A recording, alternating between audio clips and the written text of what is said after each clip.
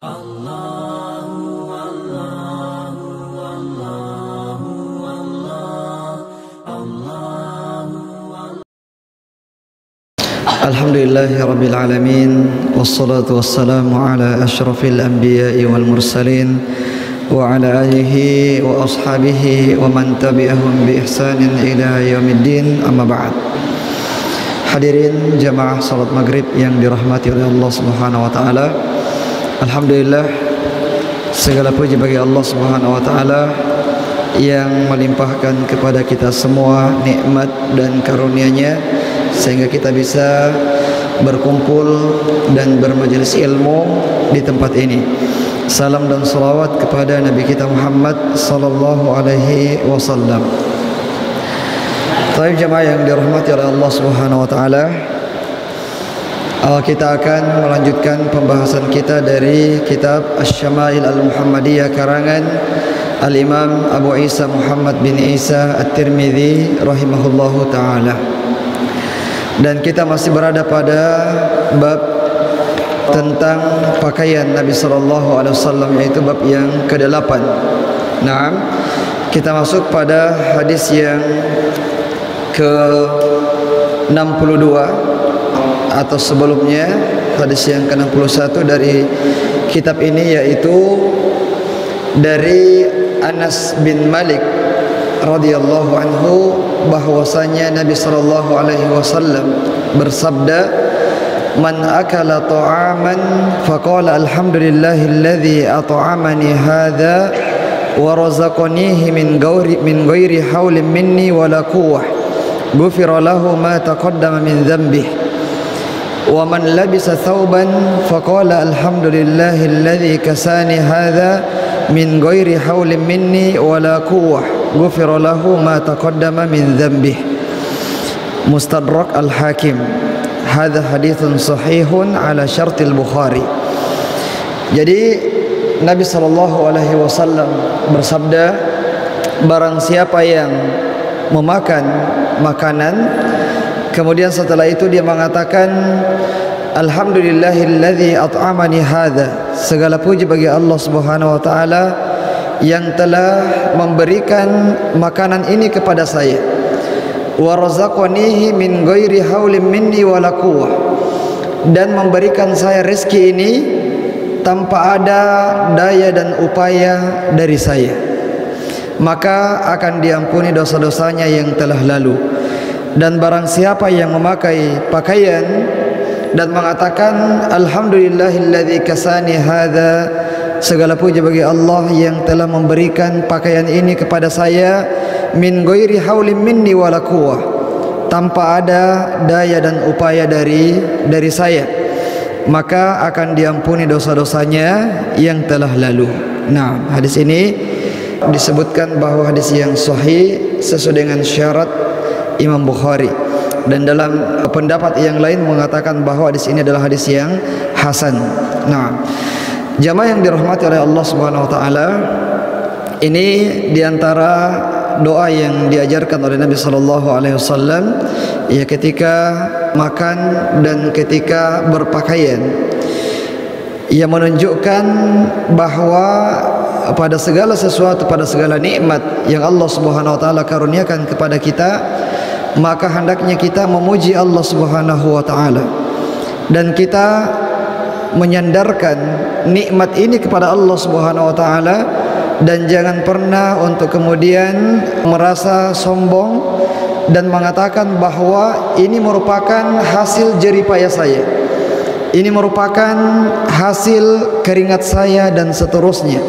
Ya, sebagaimana yang kita sebutkan pada pertemuan yang lalu, bahwa kadang-kadang ketika kita mengenakan pakaian baru, yang seharusnya kita memuji Allah Subhanahu wa taala dan menghadirkan di dalam diri kita perasaan bahwa semua yang kita kenakan ini, semua yang kita pakai ini, itu merupakan nikmat dari Allah Subhanahu wa taala.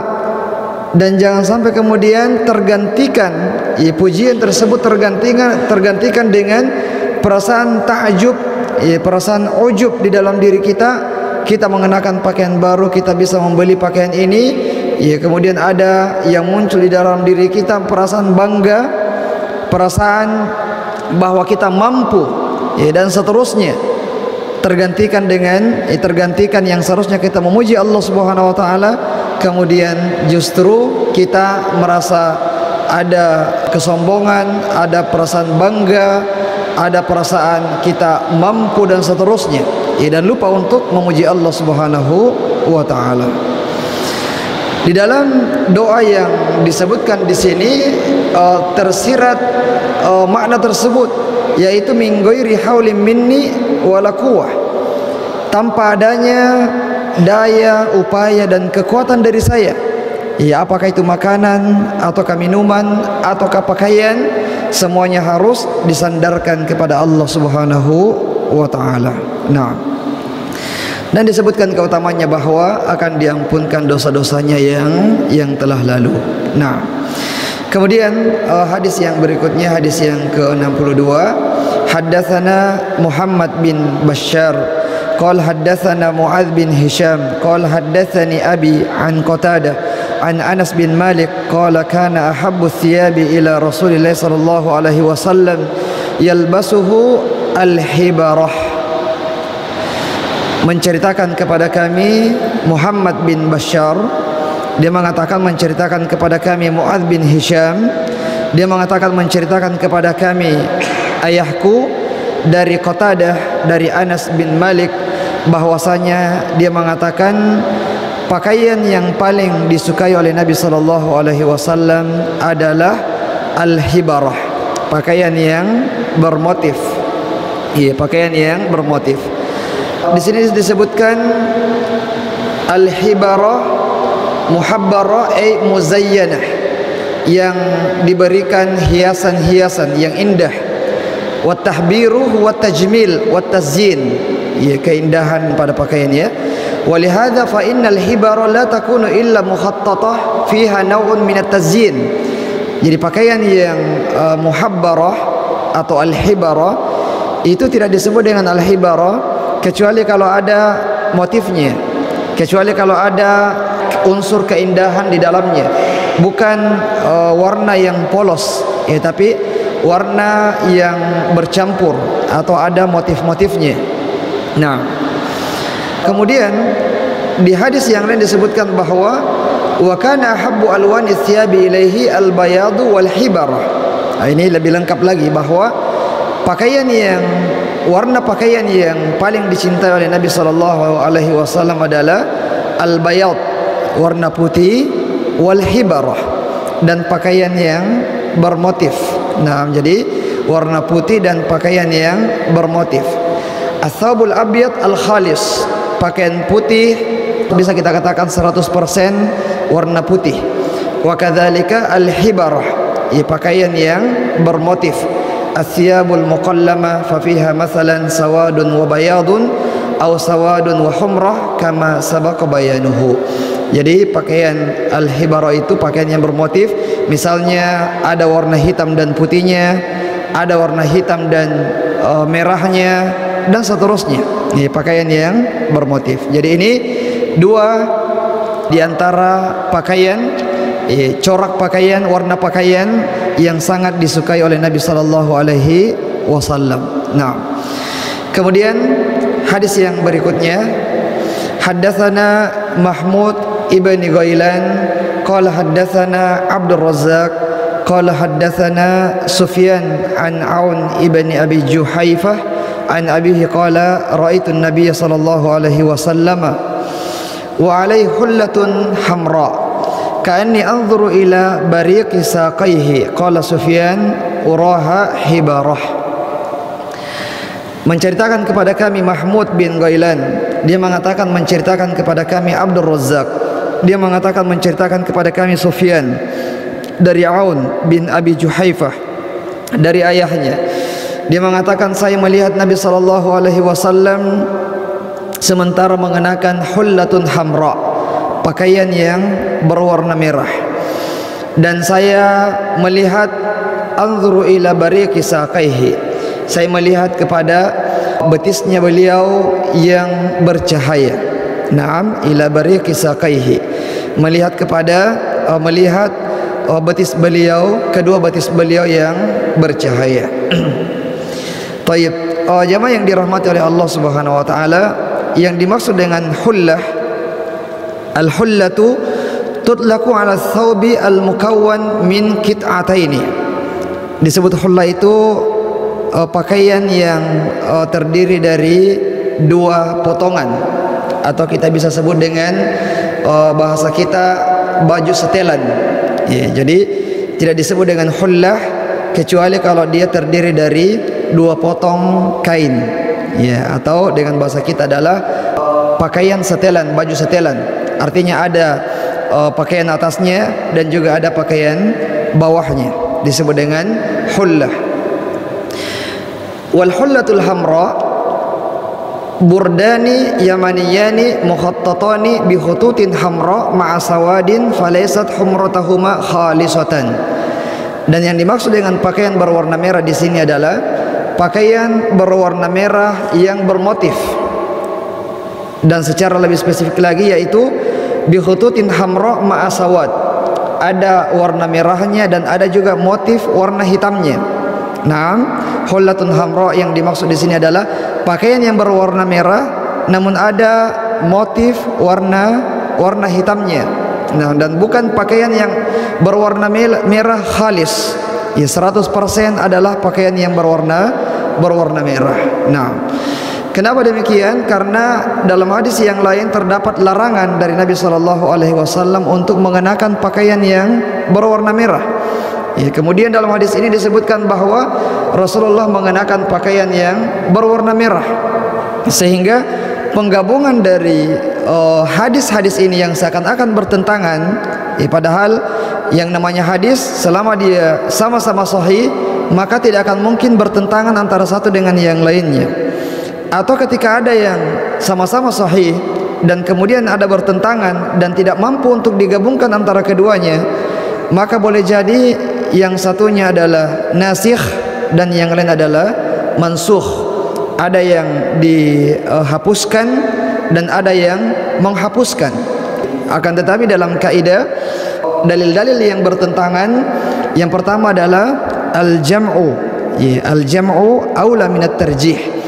Kita berusaha untuk menggabungkan, boleh jadi dalil-dalil ini bisa untuk digabungkan antara satu dengan yang lain. Ya, sehingga kita mengamalkan kedua hadis tersebut yang seakan-akan bertentangan. Namun kalau misalnya tidak mampu untuk digabungkan antara keduanya, maka ada yang namanya at-tarjih, atau sebelumnya mungkin ada an-nasikh wal mansukh. Ya, kemudian at-tarjih, dirajihkan salah satunya dan tidak mengamalkan yang lainnya. Nah, taib, jamaah yang dirahmati oleh Allah Subhanahu wa taala, sudah pernah kita bahas ini tentang larangan mengenakan pakaian yang berwarna merah full atau 100%-nya itu berwarna merah. Nah, kemudian di sini juga ada sifat pakaian Nabi sallallahu alaihi wasallam, yaitu ila ansafi saqaihi, ya, sampai di setengah betis beliau. Nah, ini yang kebanyakan dikenakan oleh Nabi sallallahu alaihi wasallam, mengenakan pakaian sampai di setengah betisnya. Nah, dan kalau diturunkan ke bawah boleh, namun batas maksimalnya adalah sampai, ya, di atasnya mata kaki, tidak menutupi mata kaki, tidak apalagi di bawah mata kaki. Atau kalau di atas lagi, diangkat lagi ke atas, ya, maka boleh diangkat ke atas selama tidak memperlihatkan aurat, ya, selama tidak memperlihatkan auratnya. Nah, dan tentu saja kalau misalnya pakaian yang akan dipakai untuk sholat, ya, pakaian yang akan dikenakan untuk sholat, maka sebaiknya tidak mengenakan yang di atasnya setengah betis, apalagi kalau dia adalah jubah, karena dikhawatirkan akan tersingkap, ya, sebagian auratnya ketika dia sujud, ya, ketika dia sujud. Adapun kalau misalnya dia mengenakan pakaian dalaman misalnya yang susah untuk tersingkap auratnya, kemudian mengenakan pakaian jubah meskipun di atas setengah betis, maka ini tidak dikhawatirkan akan tersingkap auratnya. Akan tetapi tentu saja berdasarkan keutamaan, ya bukan berarti semakin ke atas semakin utama, ya, tapi yang utama itu adalah yang pertengahan. Nah, adapun aurat bagi laki-laki adalah ma bainas surrah war rukbah, antara pusar dengan sampai ke lutut. Ini aurat bagi laki-laki. Nah, dan ini merupakan pendapat jumhur ulama, dalam artian bahwa pusar dan kedua lutut itu bukan bagian dari aurat. Yang aurat itu adalah yang berada di antara keduanya, di bawahnya pusar dan di atasnya lutut. Ya, jadi lututnya itu bukan termasuk aurat. Akan tetapi tentu saja ya supaya tidak mudah tersingkap auratnya, maka mengenakan pakaian yang di bawahnya lutut, ya bukan yang pas-pas, karena mudah tersingkap auratnya kalau pas-pas di lututnya. Nah, dan ini tentu saja harus kita perhatikan ya dalam kehidupan kita sehari-hari ketika kita bersama dengan orang-orang yang bukan mahram kita. Ya, misalnya bagi laki-laki, meskipun sesama laki-laki, tidak boleh juga menampakkan auratnya. Sesama laki-laki juga tidak boleh menampakkan auratnya. Jangan mengatakan karena kita sesama laki-laki tidak ada wanita yang melihat kemudian kita menampakkan aurat. Tapi tidak boleh ya menampakkan aurat kecuali misalnya kepada istri kita. Adapun kepada selainnya, kepada laki-laki yang lain dalam bekerja misalnya atau dalam berolahraga dan seterusnya, maka tidak boleh menampakkan auratnya.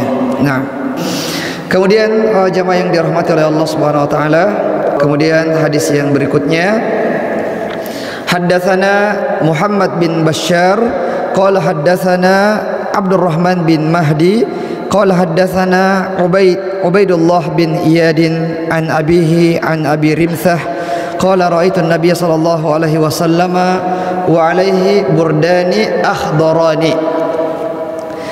Menceritakan kepada kami Muhammad bin Bashar, menceritakan kepada kami Abdurrahman bin Mahdi, menceritakan kepada kami Ubaidullah bin Iyad dari ayahnya dari Abu Rimsah. Dia mengatakan saya melihat Nabi sallallahu alaihi wasallam dan beliau mengenakan burdani akhdarani, dua pakaian yang berwarna hijau. Nah, jemaah yang dirahmati oleh Allah Subhanahu wa taala, yang dimaksud dengan burdani akhdarani, al-khudratu huna laysat khalisah.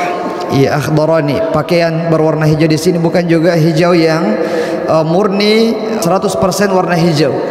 Wa innama hiya khudratun ma'a khutut min alwanin ukhra, tapi pakaian hijau yang juga bermotif, ada garis-garisnya yang berwarna lain selain warna hijau. Falau kana akhdar bahtan lam yakun burdan, ya karena tidak disebut dengan burd kalau dia 100% satu warna saja, ya, tapi disebut dengan burd kalau dia dicampur dengan warna yang lain. Jadi burdani akhdarani artinya pakaian berwarna hijau yang ada motifnya juga. Yang ada motifnya. Nah, akan tetapi bukan berarti bahwa pakaian berwarna hijau yang khalis, yang murni pakaian berwarna hijau tidak ada campurannya yang lain itu terlarang. Ya, karena yang dilarang adalah hanya pakaian berwarna merah khalis. Ya, 100% berwarna merah. Adapun warna yang lain, hitam, putih, hijau dan seterusnya, ya kita mengenakannya dengan tanpa motif apapun, ya artinya warnanya semuanya warna biru, semuanya warna hijau dan seterusnya, maka ini tidak mengapa. Ya, yang dilarang hanya pakaian berwarna merah yang khalis. Kemudian di sini kita juga mengambil faedah bahwa keliru orang-orang yang mengatakan bahwa pakaian yang berwarna hijau itu merupakan pakaian yang paling dicintai oleh Nabi sallallahu alaihi wasallam. Warna hijau merupakan warna yang paling sering dipakai oleh Nabi sallallahu alaihi wasallam. Ini keliru. Ya, sebagaimana yang dipahami oleh sebagian kaum muslimin bahwa warna hijau itu merupakan warna yang identik dengan syariat. Hijau itu merupakan warna yang identik dengan sunnah. Warna hijau itu merupakan warna yang identik dengan kebiasaan Nabi sallallahu alaihi wasallam. Ini adalah sesuatu yang keliru. Akan tetapi, apakah Rasulullah pernah mengenakan pakaian yang berwarna hijau? Kita katakan pernah, sebagaimana yang disebutkan di dalam hadis ini. Ya, tapi tidak ada sama sekali isyarat di dalam hadis ini anjuran atau perintah atau disunnahkan untuk mengenakan pakaian yang berwarna hijau. Karena di sini sahabat hanya menukil bahwasanya Rasulullah, saya pernah melihat Nabi SAW memakai pakaian yang berwarna hijau. Nah, jadi jamaah yang dirahmati oleh Allah Subhanahu wa taala, ada memang hadis yang mengatakan kana ahabbul alwani ila Rasulillah sallallahu alaihi wasallam al-khudrah. Pakaian yang paling atau warna pakaian yang paling disukai oleh Nabi sallallahu alaihi wasallam adalah pakaian yang berwarna hijau. Akan tetapi hadis ini adalah hadis yang dhaif, sehingga ya tidak menjadi hujjah, tidak menjadi dalil ya untuk kita kemudian mengenakan pakaian berwarna hijau dan mengatakan ini merupakan sunnah dari Nabi sallallahu alaihi wasallam, karena hadisnya adalah hadis yang dhaif. Nah, wa thabata 'anil Nabi sallallahu alaihi wasallam tafdilu thiyabil al-biyad ala ghairiha wa amma al-alwan al-ukhra falam yathbut fi tafdiliha. Warna yang terdapat dalil anjurannya itu adalah warna putih. Adapun selain warna putih maka tidak ada dalil yang menunjukkan perintahnya dan kekhususannya. Ya, kecuali tadi yang kita sebutkan di awal bahwa ada dua jenis warna yang sangat disukai oleh Nabi SAW. Yang pertama adalah warna putih, dan yang kedua adalah pakaian yang bermotif. Ya, bermotif di situ artinya ada beberapa warnanya dan tidak disebutkan warna-warna tertentu. Nah, kemudian hadis yang berikutnya jamaah yang dirahmati oleh Allah Subhanahu wa taala adalah hadis yang ke-67. Haddatsana Qutaibah bin Sa'id qala haddatsana Bishr bin Mufaddal an Abdullah bin Uthman bin Khusaim an Sa'id bin Jubair an Ibni Abbas radhiyallahu anhuma qala Rasulullah sallallahu alaihi wasallam alaikum bil bayadi minas thiyab liyalbisha ahya'ukum wa kaffinu fiha mautakum fa innaha min khairi thiyabikum. Menceritakan kepada kami Qutaibah bin Sa'id, dia mengatakan menceritakan kepada kami Bishr bin Mufaddal dari Abdullah bin Uthman bin Khusaim dari Sa'id bin Jubair dari Abdullah bin Abbas radhiyallahu anhuma bahwa Nabi sallallahu alaihi wasallam bersabda, alaikum bil bayadi minas thiyab, ya hendaklah kalian mengenakan pakaian yang berwarna putih. Ini perintah, anjuran dari Nabi sallallahu alaihi wasallam. Liyalbisha ahya'ukum, hendaknya dipakai oleh orang-orang yang hidup di antara kalian, yang menjadi pakaian yang sering dikenakan oleh orang-orang hidup di antara kalian. Wa kaffinu fiha mautakum, dan kafankanlah orang-orang meninggal di antara kalian dengan yang berwarna putih, dengan kafan yang berwarna putih. Fa innaha min khairi thiyabikum, karena sesungguhnya warna tersebut adalah sebaik-baik warna pakaian kalian. Nah, tapi jemaah yang dirahmati oleh Allah Subhanahu wa taala, dalil ini lebih tegas lagi dibandingkan yang sebelumnya yang mengatakan bahwa pakaian atau warna yang paling disukai oleh Nabi SAW dari pakaian itu adalah pakaian yang berwarna putih. Nah, kalau di sini sudah disebutkan perintahnya, alaikum, hendaknya kalian mengenakan pakaian yang berwarna putih, dan ini disebutkan untuk orang-orang hidup dan untuk orang-orang yang meninggal dunia. Ya, untuk orang-orang meninggal dunia dikafani dengan kain kafan yang berwarna putih. Nah, dan ini termasuk diantara kekhususan bagi agama kita, di mana orang-orang yang meninggal dunia ya agar dikafani dengan warna putih. Nah, Jamaah yang dirahmati oleh Allah Subhanahu wa taala, bahkan dalam beberapa ibadah, misalnya dalam sholat Jumat, ya kita dianjurkan untuk mengenakan pakaian putih dalam menghadiri sholat Jumat. Begitu pula dengan dalam pelaksanaan ibadah haji dan ibadah umrah bagi laki-laki. Nah, bagi laki-laki dianjurkan untuk mengenakan pakaian ihram yang berwarna putih. Anjuran, bukan berarti sebuah kewajiban, tapi ini adalah anjuran. Sangat dianjurkan, disunnahkan agar pakaian ihram kita itu berwarna putih. Dan alhamdulillah selama ini pengamatan kami belum pernah melihat ada yang mengenakan pakaian ihram bagi laki-laki yang selain dari warna putih. Nah, adapun bagi perempuan tidak ada anjuran khusus bagi mereka untuk mengenakan pakaian berwarna putih dalam ibadah ihram, karena bagi mereka adalah as-sitr, ya, jangan menampakkan keindahan. Ya, kalau misalnya pakaian putih itu adalah keindahan bagi mereka, maka hendaknya mengenakan pakaian yang berwarna lain. Yang jelas karena dalam pelaksanaan ibadah haji dan umrah banyak bersinggungan dengan laki-laki, ya, akan banyak dilihat oleh laki-laki, maka jangan mengenakan pakaian ihram yang indah, ya, karena akan menimbulkan fitnah bagi yang lainnya. Ini bagi perempuan. Adapun bagi laki-laki, maka disunnahkan untuk mengenakan pakaian ihram yang berwarna putih. Nah, kemudian jamaah yang dirahmati oleh Allah Subhanahu wa taala, hadis yang selanjutnya disebutkan apa ilahnya. Ya, kenapa dianjurkan untuk mengenakan pakaian yang berwarna putih.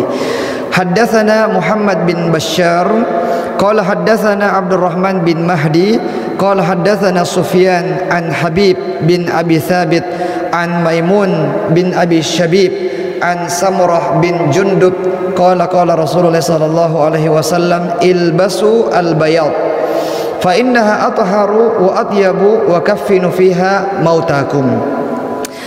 Menceritakan kepada kami Muhammad bin Bashar, dia mengatakan menceritakan kepada kami Abdurrahman bin Mahdi, dia mengatakan menceritakan kepada kami Sufyan dari Habib bin Abi Thabit, dari Maimun bin Abi Shabib, dari Samurah bin Jundub. Dia mengatakan bahwa Nabi sallallahu alaihi wasallam bersabda, pakailah pakaian yang berwarna putih, karena sesungguhnya pakaian yang berwarna putih itu lebih suci dan lebih baik, ya, lebih suci dan lebih baik. Dan kafankanlah orang-orang yang meninggal dunia di antara kalian dengan pakaian dengan kafan yang berwarna putih. Jadi ini illah yang disebutkan oleh Nabi sallallahu alaihi wasallam kenapa disunnahkan, dianjurkan mengenakan pakaian berwarna putih, karena athhar wa atyab, ya, lebih suci dan lebih baik. Maksudnya adalah pakaian yang berwarna putih itu ketika ada kotorannya maka akan langsung nampak. Ya, ada yang kotor maka langsung nampak. Ya, kalau sudah nampak maka kita akan berusaha untuk membersihkannya. Ya, beda dengan warna yang lain, terutama warna-warna yang gelap. Ya, warna-warna yang gelap, ya, meskipun sudah kotor, ya, banyak kotoran-kotoran yang sudah menempel, tapi belum kelihatan.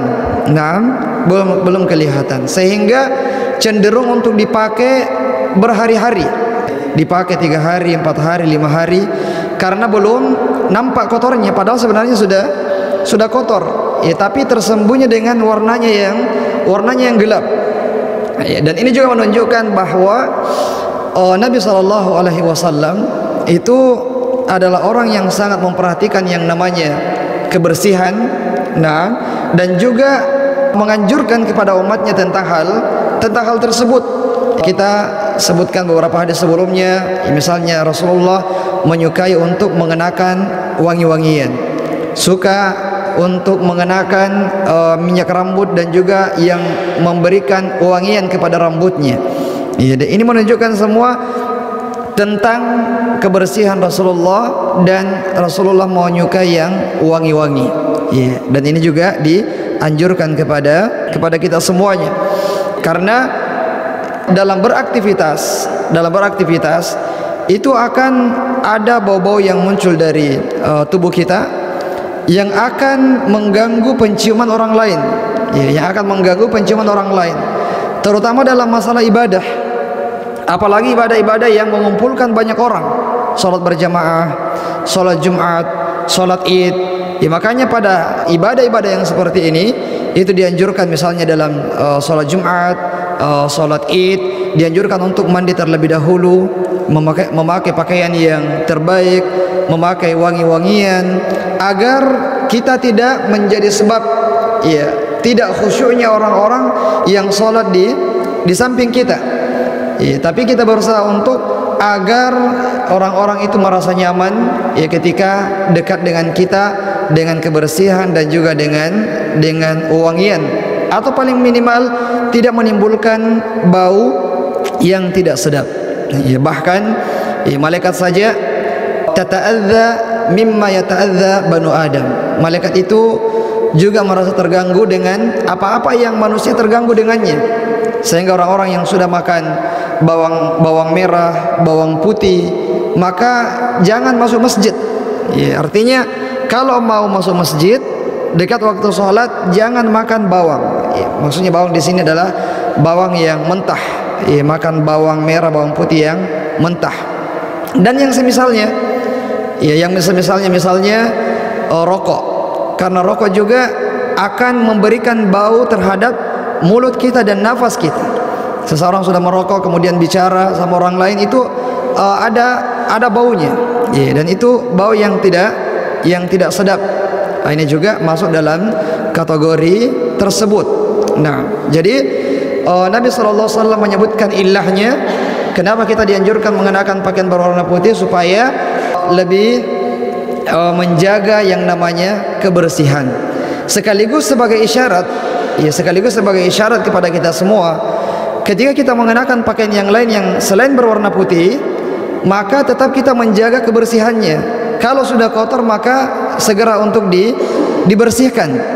Ya, jangan mentah-mentah tidak kelihatan kotorannya kemudian kita pakai selama berhari-hari. Ini sudah menyelisih yang dianjurkan oleh Nabi Sallallahu Alaihi Wasallam. Dan juga dalam doa yang biasa kita sebutkan, Allahumma naqqini minal khataaya kama yunaqqa thawbul abyadu minad danas. Ya Allah, bersihkanlah dosa-dosaku sebersih-bersihnya sebagaimana kain putih yang dibersihkan dari kotoran. Ya, kalau ada kain putih dibersihkan, itu dibersihkan sampai bersih, sampai sebersih-bersihnya. Karena kalau ada yang kotor, maka masih akan terlihat. Ya, masih akan terlihat, sehingga akan memaksa kita untuk membersihkan sebaik-baiknya. Ya, kita juga memohon kepada Allah agar dosa-dosa kita dibersihkan sebersih-bersihnya, tidak ada yang tersisa dari dosa-dosa tersebut. Nah, tapi kemudian jamaah yang dirahmati oleh Allah Subhanahu wa taala, hadis yang berikutnya, haddatsana Ahmad bin Mani' qala haddatsana Yahya bin Zakaria bin Abi Zaidah qala haddatsana Abi an Mus'ab bin Syaibah an Safiyah binti Syaibah an Aisyah qalat kharaja Rasulullah sallallahu alaihi wasallam dzata ghadatin wa alaihi mirtun min sya'rin aswada. Menceritakan kepada kami Ahmad bin Mani', dia mengatakan menceritakan kepada kami Yahya bin Zakaria bin Abi Zaidah, dia mengatakan menceritakan kepada kami ayahku dari Mus'ab bin Syaibah, dari Safiyah binti Syaibah, dari Aisyah radhiyallahu anha, dia mengatakan Rasulullah SAW pernah keluar di suatu pagi, yang walai mirtun min sya'rin aswad, dan beliau menggunakan pakaian yang berwarna hitam. Dan yang disebut dengan mirtun, kisaun tawilun wasi'un yu'tazaru bihi, pakaian yang longgar. Nah, pakaian yang longgar dan biasanya dijadikan sebagai sarung. Jadi pakaian bawahan. Jadi bukan pakaian yang dikenakan di bagian atas, tapi pakaian yang dikenakan di bagian bawah, yang biasa digunakan untuk dijadikan sebagai sarung. Yang di sini disebutkan warnanya berwarna hitam. Jadi sudah ada beberapa warna yang disebutkan dalam hadis-hadis yang kita sebutkan ini. Ada berwarna hitam, berwarna merah, berwarna hijau, warna putih, dan pakaian yang bermotif. Ini beberapa warna yang pernah dikenakan oleh Nabi sallallahu alaihi wasallam.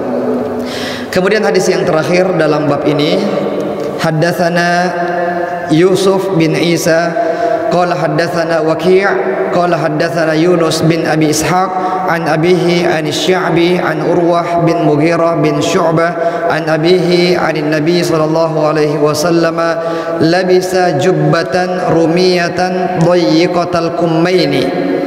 Menceritakan kepada kami Yusuf bin Isa, dia mengatakan menceritakan kepada kami Waqi', menceritakan kepada kami Yunus bin Abi Ishaq dari ayahnya dari Sya'bi dari Urwah bin Mughirah bin Syu'bah dari ayahnya bahwasanya Nabi sallallahu alaihi wasallam pernah mengenakan jubbah Rumi, jubah Romawi, dayyiqatal kummaini, ya, yang sempit di bagian lengannya, di bagian tangannya, nah, di bagian pergelangan tangannya.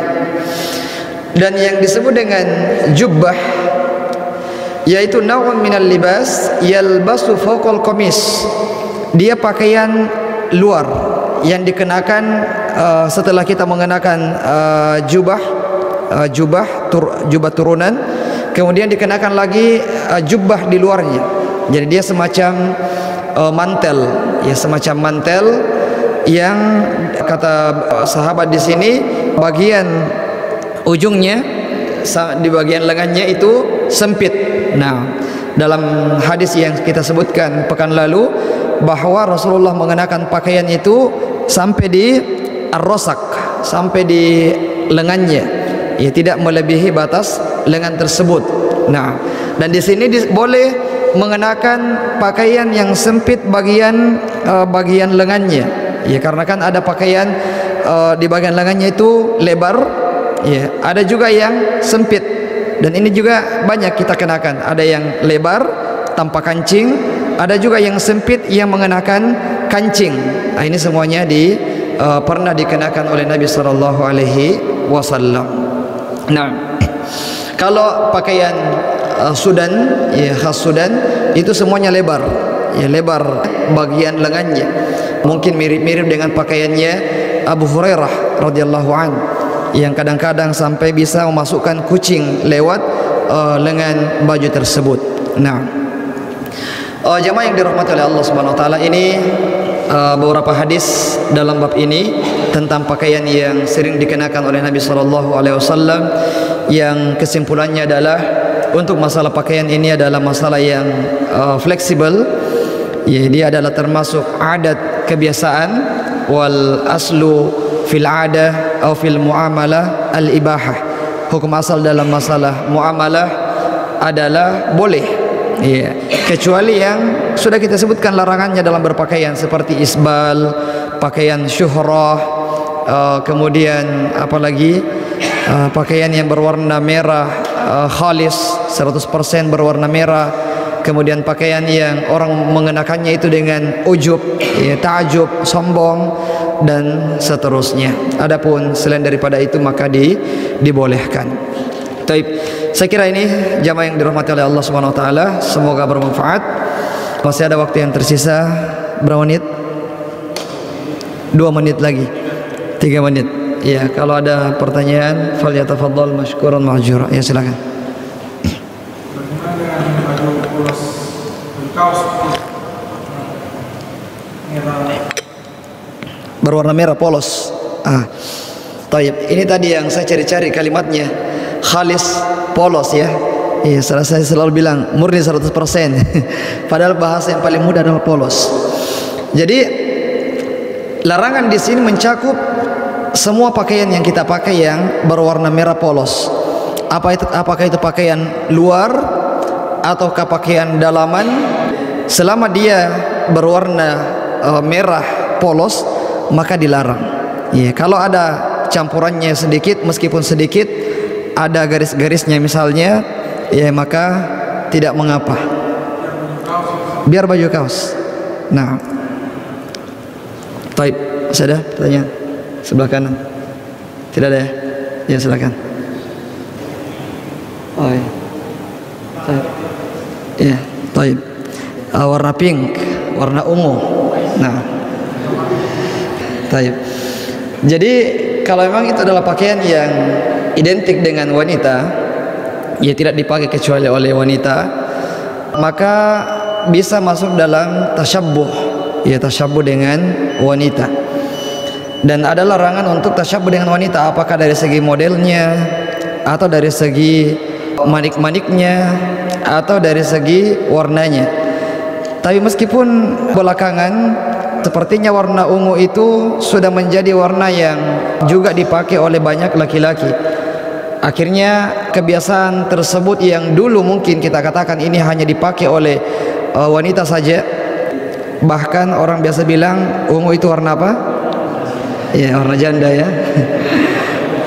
Ya, tapi sekarang sepertinya sudah lumrah dipakai oleh bukan sekedar janda saja, tapi banyak ya yang pakai, ya termasuk laki-laki. Jadi kalau sudah menjadi lumrah, sudah terjadi pergeseran adat kebiasaan, maka tidak mengapa untuk dikenakan oleh laki-laki. Tidak tahu kalau warna pink apakah masih identik dengan wanita saja yang pakai seperti itu, dan kalau laki-laki pakai maka akan diketawai. Kalau memang seperti itu maka tidak boleh ya dikenakan, karena bisa masuk dalam tasyabbuh bin nisa. Wallahu a'lam. Sekira demikian kita cukupkan dengan doa kafaratul majlis. Subhanakallahumma bihamdik asyhadu an la ilaha illa anta astaghfiruka wa atubu ilaik. Wa akhiru da'wana alhamdulillahi rabbil alamin. Wassalamu alaikum warahmatullahi wabarakatuh.